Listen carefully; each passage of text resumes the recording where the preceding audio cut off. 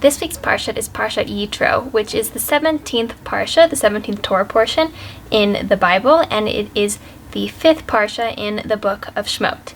And in this week's Parsha, we have something huge that happens. We receive the 10 Commandments from God. So the Jews have finally left Egypt. They are free of the Egyptians and of their time as slaves, and now here we are, the Jewish people in the desert, and God tells the people that they should prepare themselves and purify themselves for 3 days, and that they're going to receive the 10 Commandments from God. And it's a big excitement. Everybody is preparing themselves and washing their clothes and making themselves ready to receive sort of this prophecy from God to receive the 10 Commandments. And then the day comes and Moses ascends Har Sinai, the mountain that he was going to climb sort of to receive the commandments, and sort of God's presence rests on this mountain, and so Moses is there ready to receive them. And then you have Aaron, his brother, and then you have the Kohanim, and then you have the rest of the general population, and they're all there, and they're all going to have this prophecy from God, which is something that is unparalleled to another situation in the Torah. So then we receive the 10 Commandments. And what I sort of want to focus on today is something cool that I learned about the 10 Commandments. So they were given to Moses on 2 tablets, and so with 5 commandments on one side and 5 commandments on the other side. Something that the commentators have found is that if you read the commandments horizontally, so you have number 1 and 6, you have 2 and 7, you have 3 and 8, so on and so forth, that there are correlations between those commandments and that you can tie and find meaning between the different sections of the tablets. So the first one would be number 1 and 6, the first commandment is that I am Hashem your God, and the 6th commandment is you shall not murder.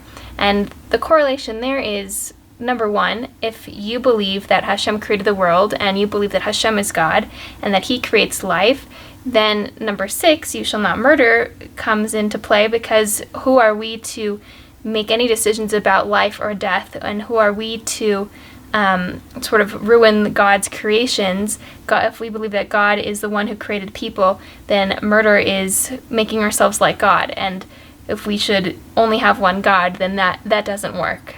The 2nd commandment is you shall have no other gods before me. And the 7th commandment is the commandment not to commit adultery. So what is the correlation there? Both of them would be betrayals of relationships. If you believe in other gods, that's a betrayal of your relationship with God. And if you commit adultery, that's a betrayal of your relationship with your spouse. Both of them are sort of committing adultery. One is, again, with your relationship with God, and one is with your partner. And it's interesting because, in Judaism, we really believe in needing to be good in our relationships with man and with God. And so I thought that was an interesting correlation. The next correlation is between the 3rd commandment and the 8th. So the 3rd commandment is that you shall not take God's name in vain, and the 8th commandment is that you shouldn't steal. So that one seems kind of like how do those two things work together?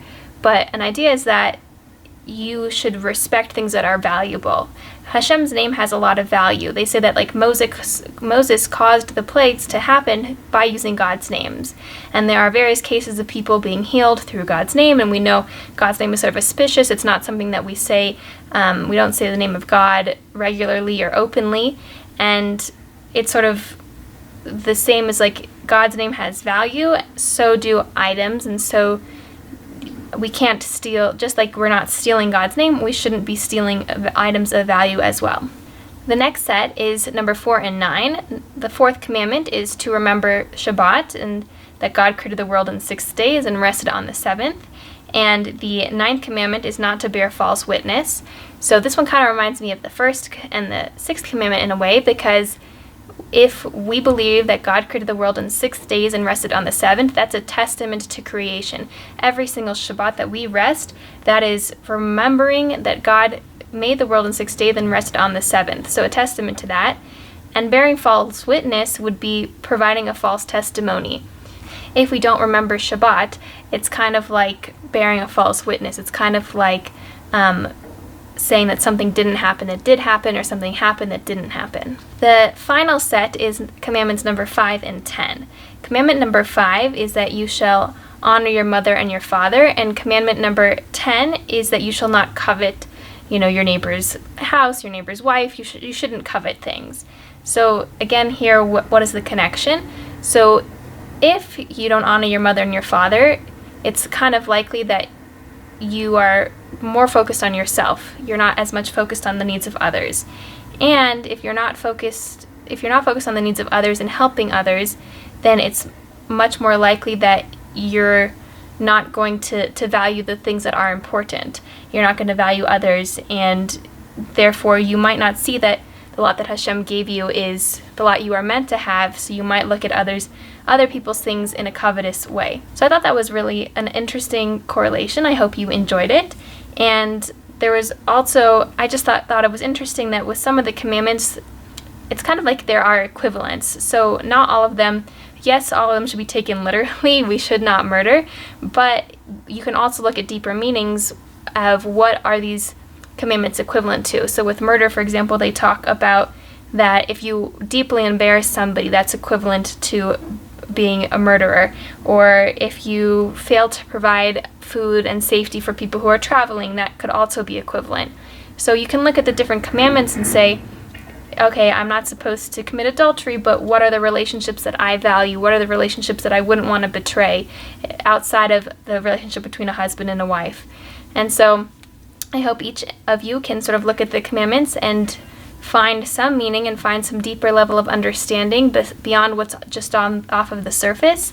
And I hope you all have a wonderful week and a Shabbat Shalom.